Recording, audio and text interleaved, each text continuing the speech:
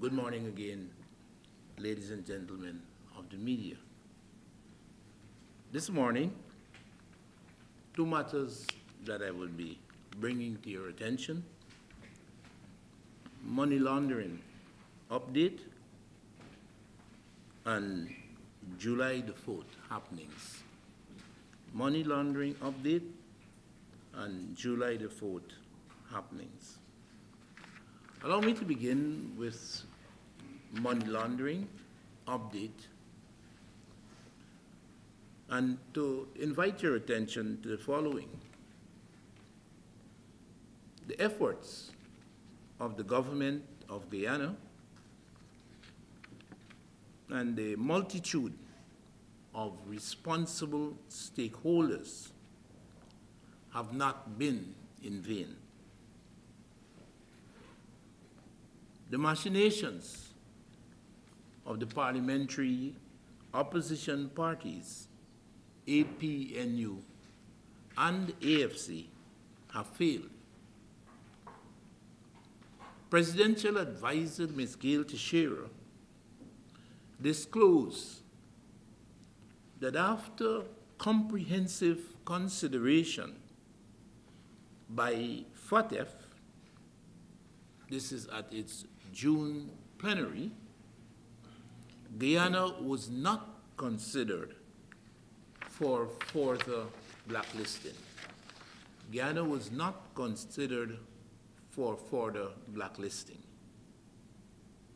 Instead, Guyana, having been referred to FATF by CFATF, would be subjected to a targeted review. The targeted review that was imposed at that plenary would actually provide 4 months for further work on achieving FATF compliant anti-money laundering legislation, and it will entail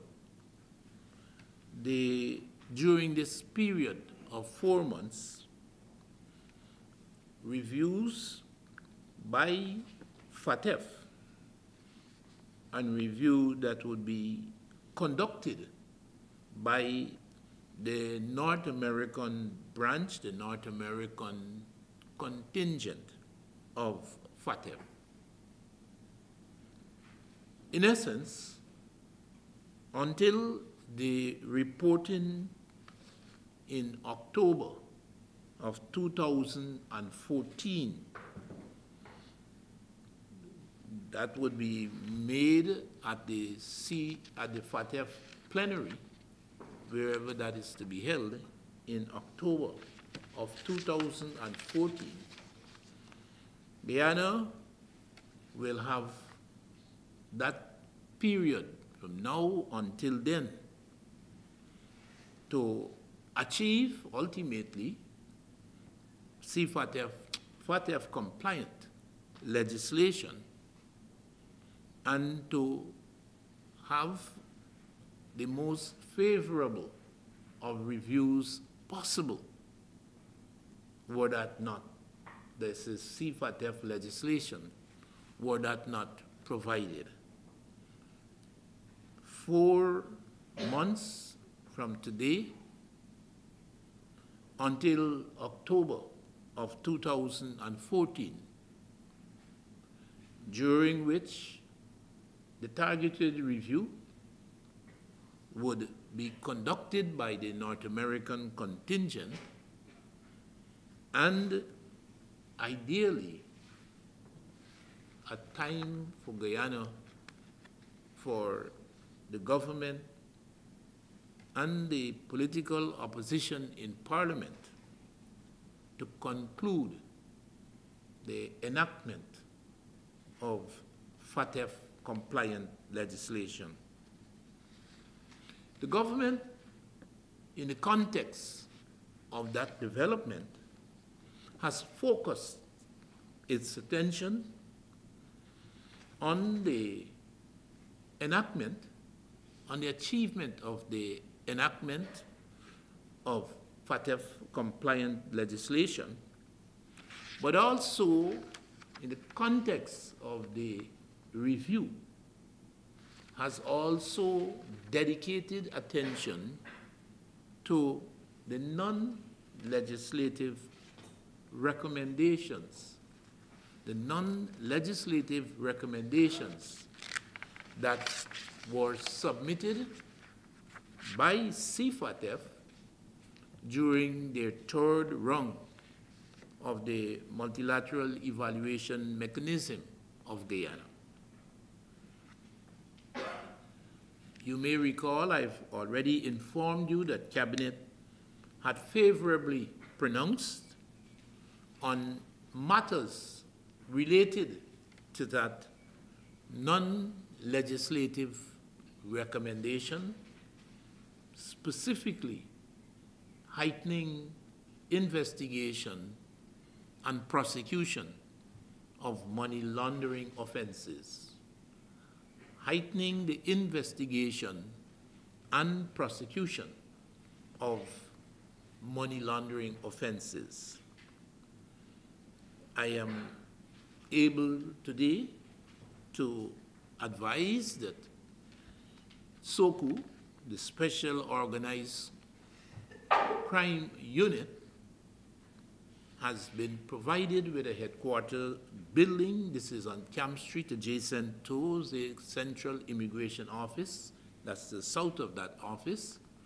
This is the intended headquarters now of SOCU, and Cabinet will consider the estimates that have been submitted for the rehabilitation of the building and for the resourcing of SOCU.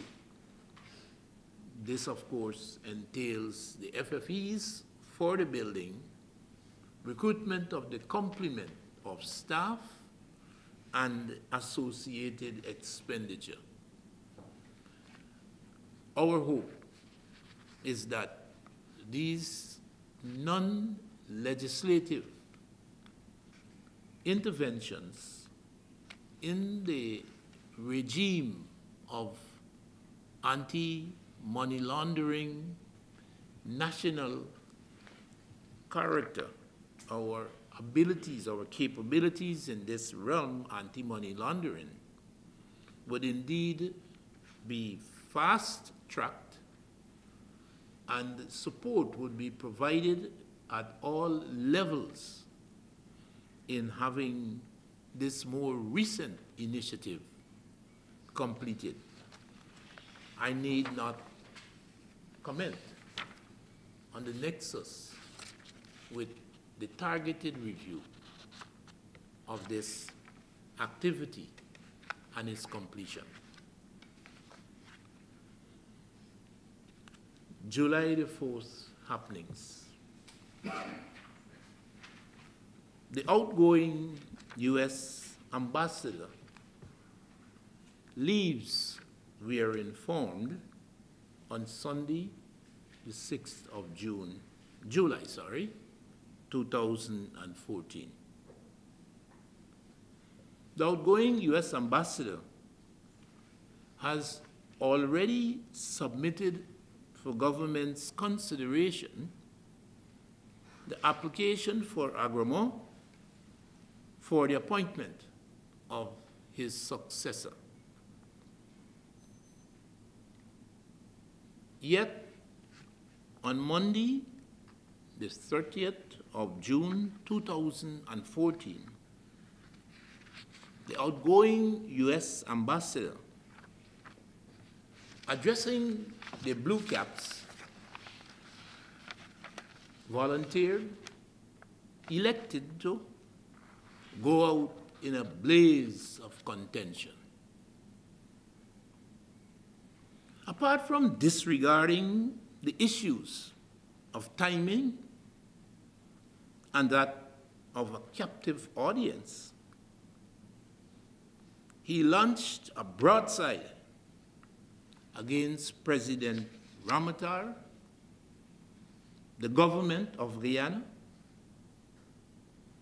Comrade Clement Rohee, the General Secretary of the governing People's Progressive Party, the People's Progressive Party itself, and his remarks came perilously close to the rantings of the current opposition parties. He saw it fit to accuse the president of duplicity regarding constitutional rectitude. He sought to have the intellect of the General Secretary of the governing People's Progressive Party belittled. Amazingly, the outgoing U.S. ambassador felt it necessary to remind the Blue Cappers about the comparable grounds for insurrection between the 1776 issues that faced King George at the time of the birth of the nation, and that which is facing President Ramotar in his 2011-2016 term in office with regards to local government elections and other issues, political issues. He went on in a tirade exploiting the occasion, exploiting the young minds of the captive Blue Cap audience. Tuesday's media reactions, astonishingly, were most muted. Tuesday's media reactions, that's the media reactions to the outgoing U.S. ambassador's remarks, astonishingly, were muted. The administration, the PPP civic administration, was disposed to act and to act immediately. The annual July the 4th ritual presented an ideal opportunity. The acting Minister of Foreign Affairs, Minister Priya Manickchand, an attorney of law by training, relying on Article 37 of the Constitution of Guyana, delivered a legitimate blast, a feral blast, in response to the U.S. ambassador. Article 37 of the Constitution of Guyana says, the state supports the legitimate aspirations of other peoples for freedom and independence, and will establish relations with all states on the basis of sovereign equality, mutual respect, inviolability of frontiers, territorial integrity, peaceful settlement of dispute, non-intervention in internal affairs, and respect for human rights and fundamental freedoms. And the state will cooperate among other states. Article 37 of the Constitution of Guyana, an imperative that guided the Cabinet and the Government of Guyana in the content of its response to the American ambassador remarks. Ladies and gentlemen of the media, those are my contributions this morning. Time indeed avails itself, and I would be prepared to answer questions in any order whatsoever on my opening statement and other matters of topical interest. Thank you. Please, there is an order here, okay? I saw Ursula's hand and then Michael Young. Okay, Dr. Luncheon, Rabia from Gina. A part of the statement you just made and the statement made by Minister Manickchand, further to that, the statement made by the President earlier, are there any other likely reactions by the Government of Guyana to the provocation by the U.S. ambassador? So profoundly has been the impact of the outgoing U.S. ambassador's actions. And I must admit that it is not in isolation of the Monday Blue Cap event. It is cumulative effort capped by his remarks on Monday. Capped by his remarks on Monday. And was, I think, a fitting response.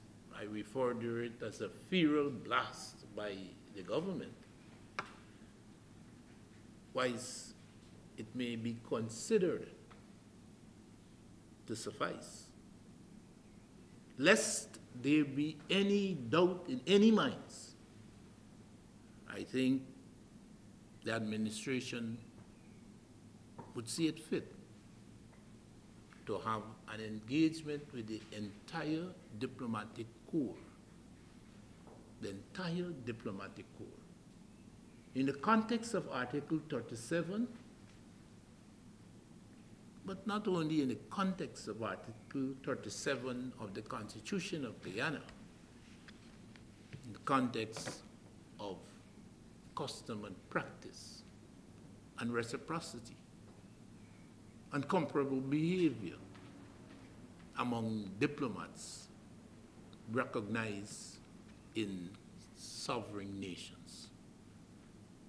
I think that may very well close the loop when it comes to the government's views being pellucidly made clear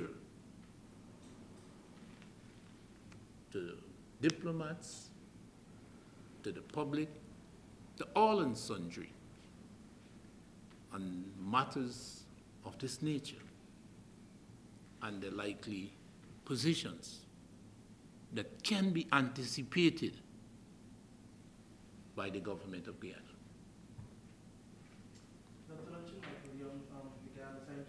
Could you say what would be your direct response to the APNU's call for an apology given the statements made by the Minister? The party believes that those statements do not represent the general view of the Guyanese public. And secondly, could you say whether or not you were surprised that the response of the parties themselves and the other stakeholders at the diplomatic event on Tuesday? On Monday. Which one? Monday or? Oh, Tuesday night. Well, I would say this. The Wednesday, the second. which one you want to know the reaction to? Monday? The 4th of July. Yeah, it was on the second. Yeah. The demands of I'm taking it that the leader of the opposition has indeed spoken on behalf of the opposition, but the demands of the leader of the opposition follows a pattern that we are discerning when it comes to defense of the sovereignty, and in some instances, when it comes to the defense of the territorial integrity of this country, of this nation. I see no need to remind you of the position that he took. Retired Brigadier Granger, on our western border with the more recent engagement between Guyana and Venezuela with regards to the seizure by the Venezuelan military, their navy, of a ship that was doing exploratory work in Guyana EEZ. I need not remind you of his remarks on the eastern border concerning the revelations made about the alleged mining that was going to be allowed in the New River Triangle. On both occasions, Mr. Granger, Brigadier Retired Granger, adopted positions that were not in consonance with the government's and a national position. Indeed, it seemed to be, and it continues to be, a concern of ours that anything that allows the president and the government to be the subject of contention, the opposition can be relied upon to take sides other than in support of the government. I don't doubt that there are indeed issues where such may or may not be permissible.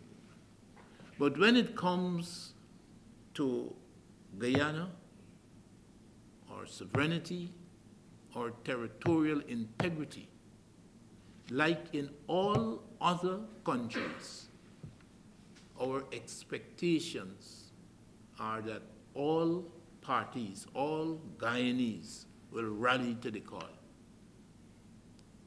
Unfortunately, whilst this may have been so, historically, definitely during the times of the PNC regime, where it came to the support that the People's Progressive Party provided to the government of that day on those issues, today seems to have brought a different enlightenment to that segment of the body politic. Nothing is inviolate, nothing. And if it comes to even disregarding their commitment to being patriots, to address properly their pretensions of being the new government of this country, their actions indeed are sadly lacking. Their actions are sadly lacking. Where else in this CARICOM, can a diplomat directly and indirectly, publicly and privately, advised about the government's positions on this matter, can elect in the form and fashion he did to address, to rebuke, and to have such vile statements about a government, its leader, and for the opposition to be talking about vulgar. I wonder who determines this vulgarity. I wonder who determines this vulgarity. They said nothing of substance, nothing of substance after the U.S. ambassador's tirade on Monday. Even a weak-kneed patriot in the body politic with such pretenses as theirs would have been tempted to say something, even anonymously. But no, not Mr. Granger and his ilk. No, sits in Hatfield Street at the state expense, taxpayers' expense.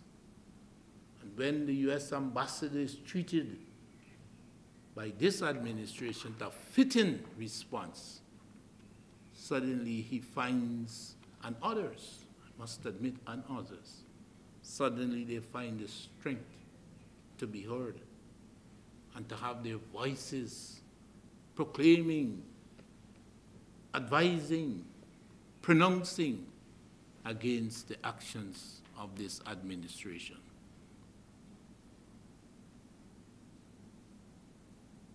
We move on. And the opportunities we hope would be lessened by the actions and the forthright actions that we have taken today.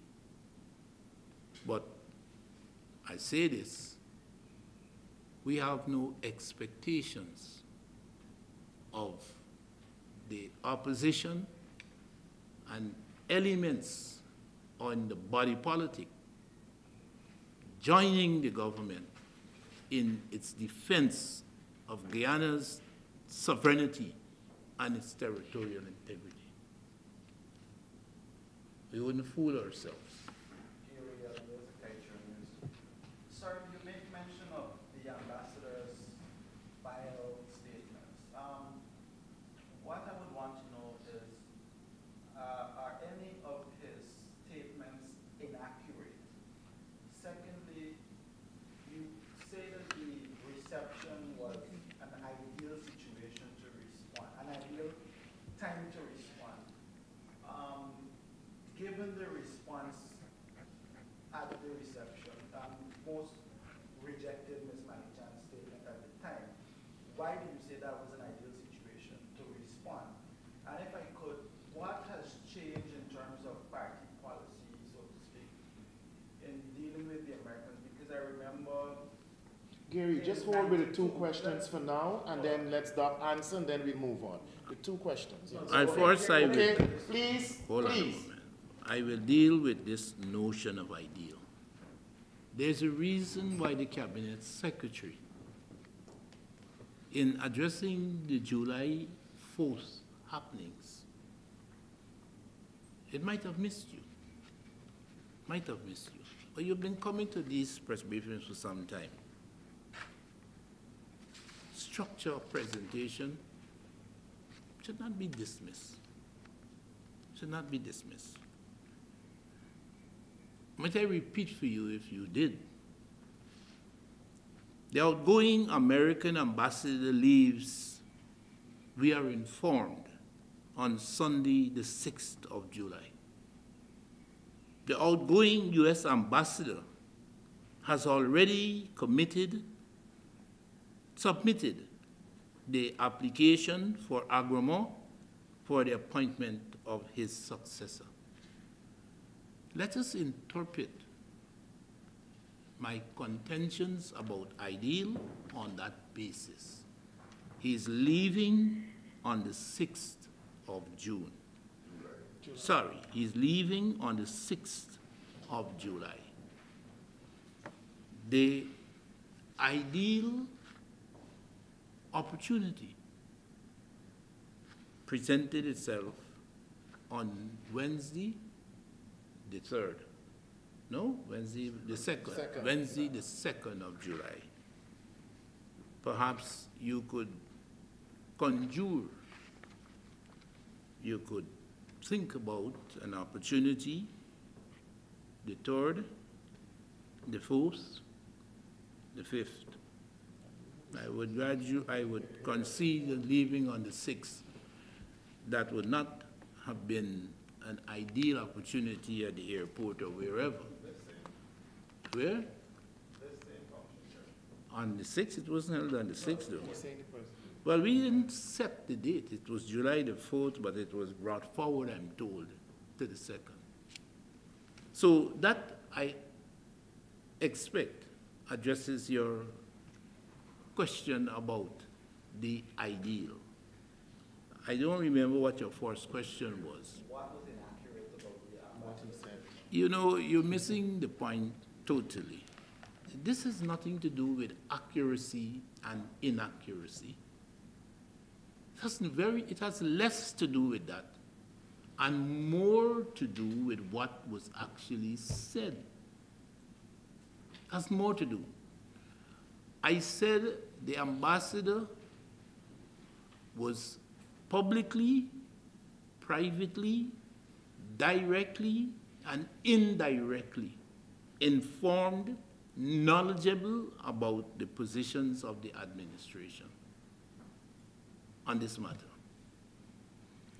I want to believe, I must admit, I don't have any formal training in diplomacy. I picked up a few things in 22 years. I've seen many ambassadors come and go, and I always remind them that they can tell their successor they got a man named Luncheon sitting in the office of the president that you will have to engage during their term of office. So I've learned a few things. And I've come to be aware, I've been made aware what are the ranges of acceptable diplomatic behavior.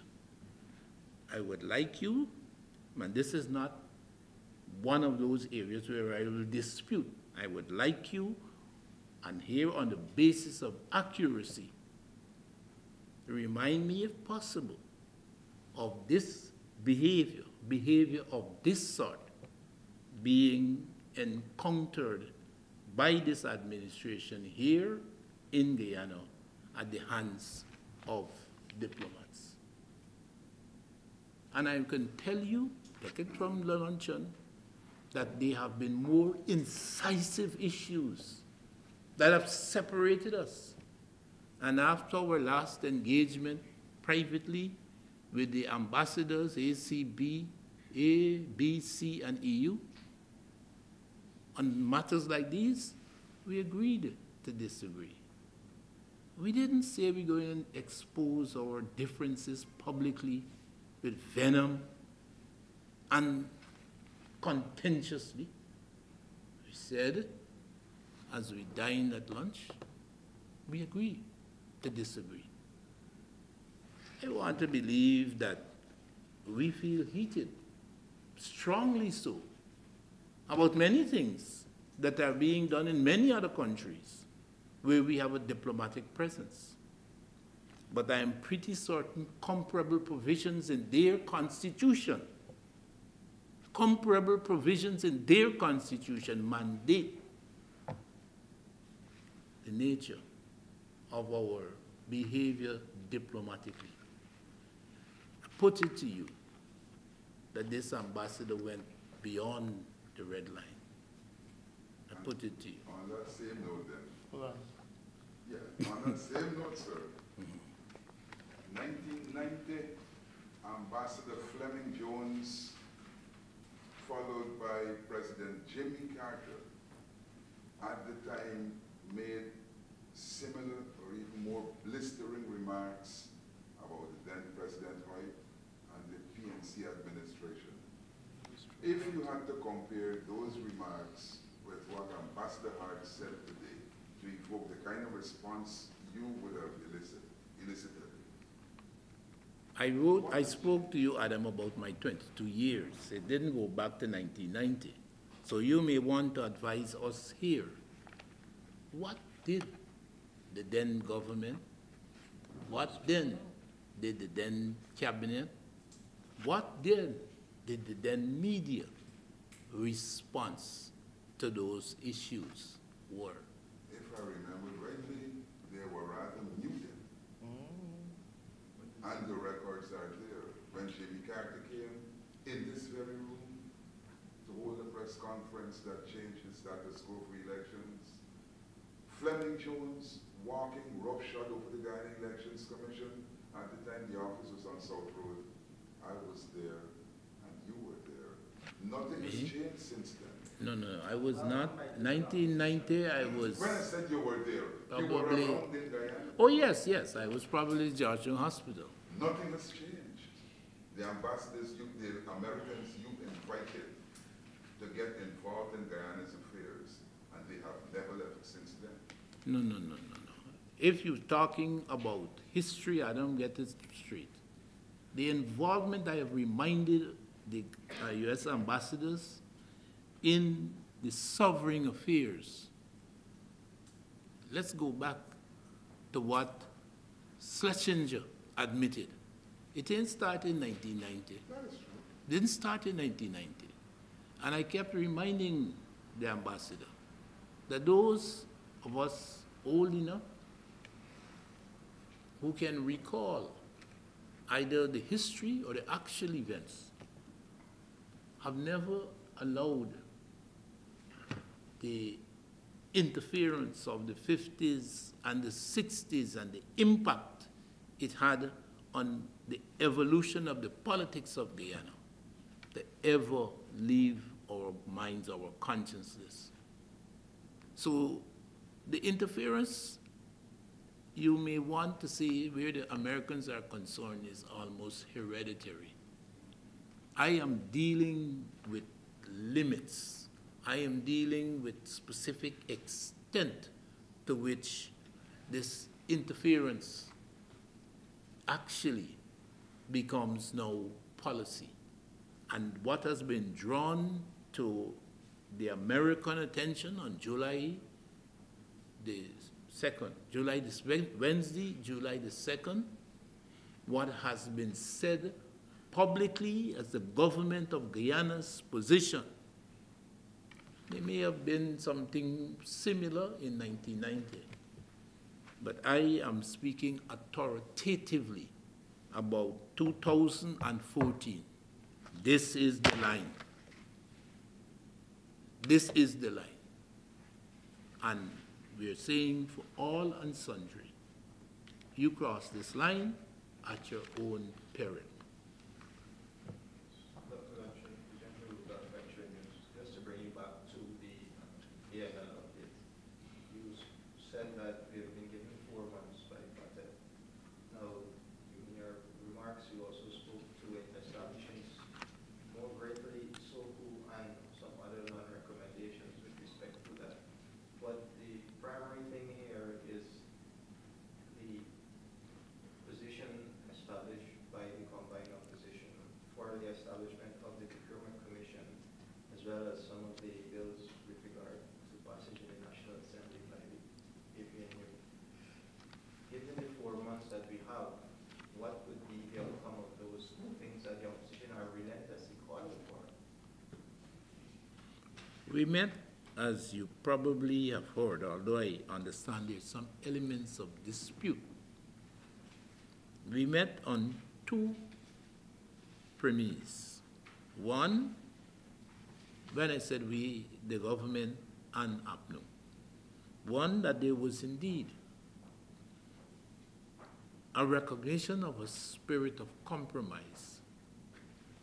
A spirit of compromise that would see money laundering, that is FATF compliant money laundering legislation, and its enactment to avoid blacklisting being what the government prioritized in a compromise engagement. To recognize that APNU had bills that were not assented to in Parliament. And that was APNU's, I might say, their #1 priority. And on behalf of the AFC, the enactment of the Procurement law and the Procurement Commission establishment. 3, what we would consider pivotal matters, issues around which a compromise could have been weaved, could have been woven. We agreed to approach, this is we, APNU and the government, agreed to approach this compromise in a particular fashion. The details perhaps are unnecessary. All I need to advise is that the outcome, and the outcome was zilch, unavailing. Couldn't make contact with the AFC, and peculiarly, this nexus with the opposition, APNU Government of Guyana agreement, and Government of Guyana and AFC agreement to get the anti-money laundering legislation that we sought was held strongly. I recall saying to the APNU, why, if the government of Guyana and APNU can agree anti-money laundering legislation, the bills that were not assented to, what prevents us from moving forward? You get what you wanted, we get what Guyana wanted. The Granger and Mr. Harmon insisted that to bring AFC on board. We haven't heard a word from AFC. Try, call, phone, text, silence. The second advent, the president made a direct proposal to Mr. Granger. I will enact your legislation. I will enact your legislation. And he says, during this time of enactment, let's put all of these other issues on hold. Let us go forward and enact your legislation. The records with you. That also availed us not. They did not accept. You could well understand a concern that we share when I spoke about the machinations, why I use that word. Because in the face of those two accounts, granted luncheon version, but in the face of those two accounts, how else could you describe what was done as anything else but machinations? We set up an agreement to deal with compromise with one partner that you gave a veto to. And the banners never come up to the table. You can't find it. Calling, phoning, texting, you can't find it. All right, let me say they didn't know that the man like that when they made it a veto. But when we took your bill that may more than likely not be FATF compliant, when we took that and said we are going to then enact your bill, we are willing to go forward. During this time of enactment, put these things aside. How do you explain that if it is not part and parcel of machinations to thwart us from ever getting off or getting beyond the perils of blacklisting? So, Gary, the term machination has its origins, not in language, but in our actual experience. There is no other way that any reasonable observer knowledgeable about these facts could describe what happened other than this is machinations on the part of the opposition. What can we expect in the coming 4 months? What can we expect? Marcel. Pray. Marcel. Not a praying man. There's nothing on the table as yet. No, there's nothing on the table. Yes, young lady. One,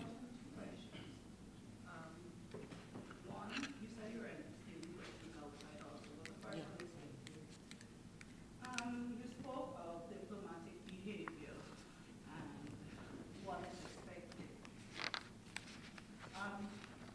There's a saying, two persons screaming, no one can hear. I didn't hear you. Two persons screaming. No one No can one hear. can hear. When you have two persons screaming, I'm speaking of the reaction by the acting minister of foreign affairs. Was that in keeping with diplomatic protocol?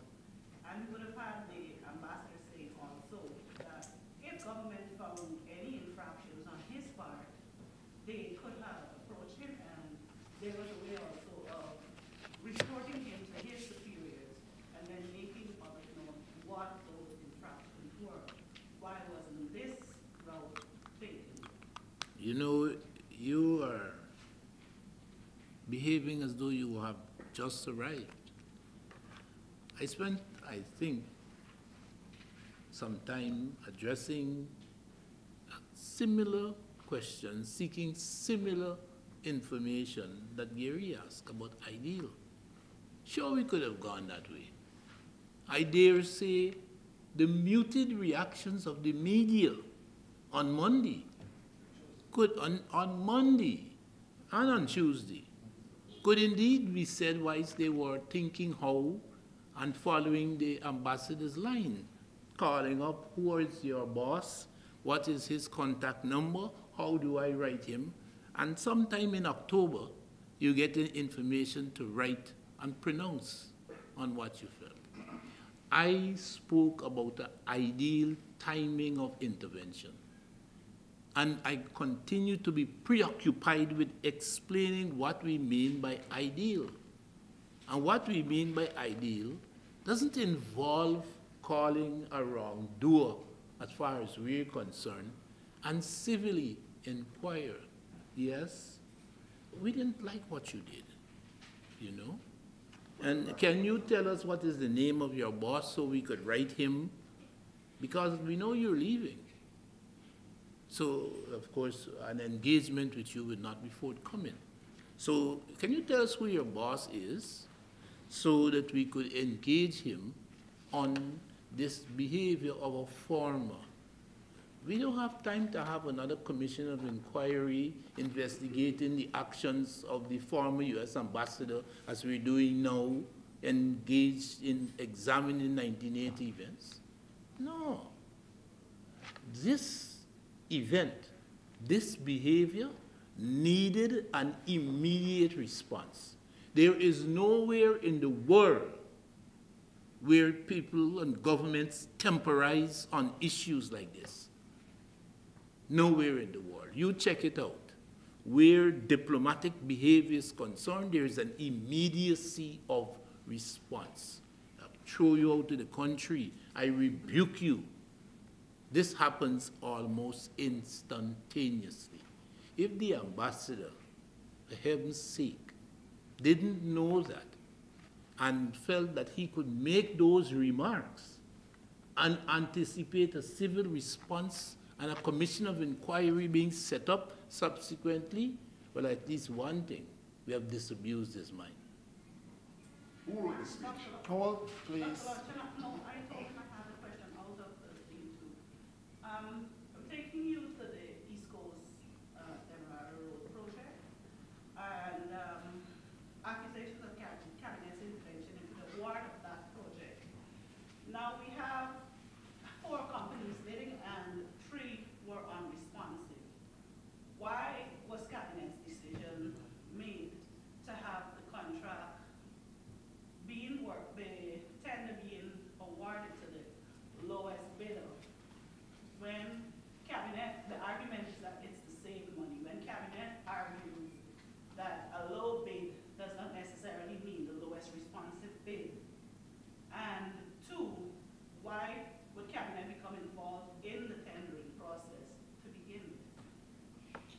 an odd kind of question. I don't know how to answer that. I will say this though, and it is not a direct response. It is more to explain why and how Cabinet undertook its interventions in this matter. Number one, Cabinet has, and as far as we contend, should always have the right to offer its no objection to awards. We don't want to make awards, but awards should not be made without Cabinet's no objection. So that, for us, has been ongoing for time immemorial. And what has been done in this case, on the basis of the no objection, is in essence consistent with Cabinet's belief and Cabinet procedure. The specifics of this case, Cabinet understood clearly that the tenderers that were deemed technically, they were deemed technically fit. They were cleared by the eval committee as all being technically equipped to discharge this contract. Our laws, our practices commit to, under those circumstances, the one with the lowest tender. The responsiveness is in regards to the technical and other consideration. The lowest is in regards to the financing. So when we say the lowest competent, the lowest responsive, we're covering all angles. First, you must be responsive, and then when you are the lowest. Why the eval committee decided that we are not, in the first instance, we are not committed to applying this cardinal rule, lowest responsive tender. Why we are not committed was not to the Cabinet's satisfaction. What did they say? They said to us, you see this bid here? You see this bidder? We don't think. This is me talking about on the basis of. We're not saying on the basis of. We don't think that these quotations that you put that allowed your bid to be the lowest indeed can give us the product that we're looking for. I'm willing to concede, yes. I'm willing to concede that there are instances when we have indeed gone behind the lowest responsive tenderer. And indeed, we get shafted. You wouldn't pull no punches, you have to hide that, that's a fact. There are instances when Luncheon, the lowest responsive tenderer, turned out to be a disaster. But there's a big difference here. Number one is 8 million US, almost $2 billion Guyana dollars. That is the difference between the second person that they protected and advanced as the one to be awarded as opposed to the lowest. But what we couldn't for the life of us understand, the basis for these fears, the basis for these fears. Here is a company that has indeed, of all of the others, done work. build roads, and not build Garden Street Kitty. Build roads in the most difficult circumstances. I don't know if you reminded of going through lots 1 to 7 of the Amila Falls Road and the choices where they went and delivered the goods. Lot 7 on the west of the Corribrung River. A track record in existence. And of course, the third was straightforward. If I am here, building roads in the country, surely it can be much easier for me to mobilize, and my costs for starting up would be infinitesimally lower than a man who won't do nothing about building roads. He got to start from scratch. Those three considerations, Cabinet felt, weren't dealt with properly. And that is why our no objection was withheld. Simply, that is why our no objection was withheld. But not funny, Dr. Luncheon, of the 4 bills, three were eliminated. The only one that can be turned legally, the only one that was okay with all this documentation legally and that could stand out was the one that was over. And that's why the Senate committee made the recommendation. No, I don't. It was either that or go back to Senate. You probably have a different account than what was provided to Cabinet. Four bidders that receive clearance on technical grounds. That was in the pre-qual round. This is what issues you into a consideration of the second envelope, which deals with price. This is what deals with price.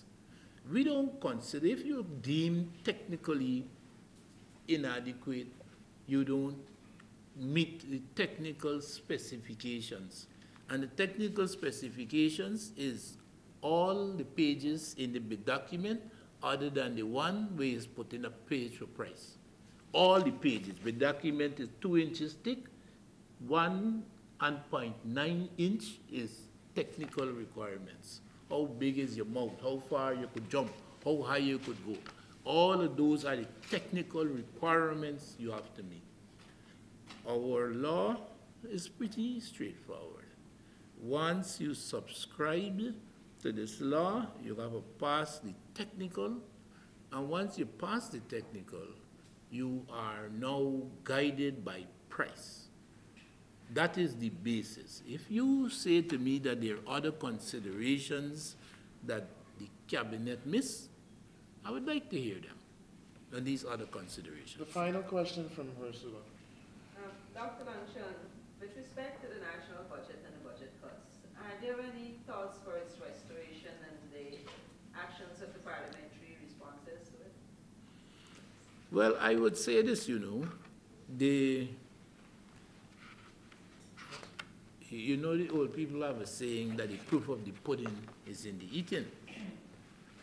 And therefore, the parliamentary sitting, at least the first, and I wouldn't say ideal occasion, but the first opportunity on the 10th, the 10th, 11th of July is the next sitting. Thursday, the 9th. On the 9th of July, the next sitting, the entire Guyana will have an opportunity to observe how the political parties, the body politic, deal with a situation such as this. Let us be frank.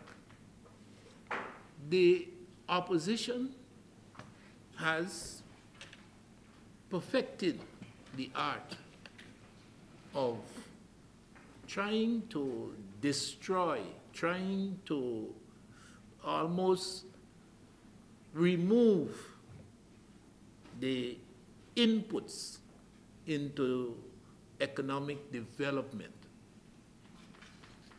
Here we cutting, here we reducing, here we are not going to make a decision in any reasonable time frame. The way forward is dodged by this intransigence by the opposition. Budget-wise, the 2014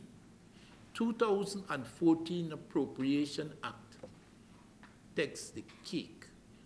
I don't believe, and I'm going to rely on my colleague here, Adam, to advise me, if there has been an historic event where a similar such negative, a comprehensive negative impact on national expenditure ever been exercised by a parliament in this country.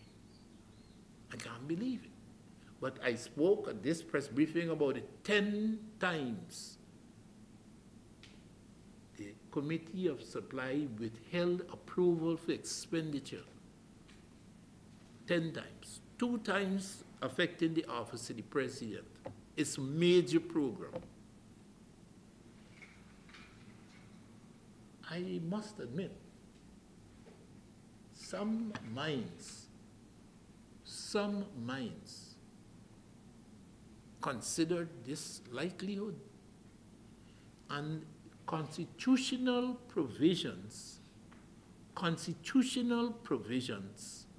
provided a mechanism or provided mechanisms to address such situations. Restoration is not an initiative that has been crafted to deal with today's situation. It's been there. We have rolled it over, so to speak, in constitution after constitution. And it is still a part of the Constitution of Guyana. What is the opposition going to do? Well, I think they could move to amend the Constitution. They can move to amend the Constitution and remove a constitutional prescription to deal with the situation that they have willingly created. They can do that. 2/3 the majority is needed to have that done. That's the catch. Outside of that, it is a return to Parliament to have some agreement, something along the line of another level of compromise, something that can allow us to put these interventions on our national development behind us. And let us stop seeing the Parliament as the major impediment. It's not natural resources. It's not, people say this is an act of God, a hurricane. These things are all man-made. And there is absolutely no reason why we cannot compromise our way out of this solution. There is, and that is, if you ask me what recourse that is left, it's all about political compromise. Thank you.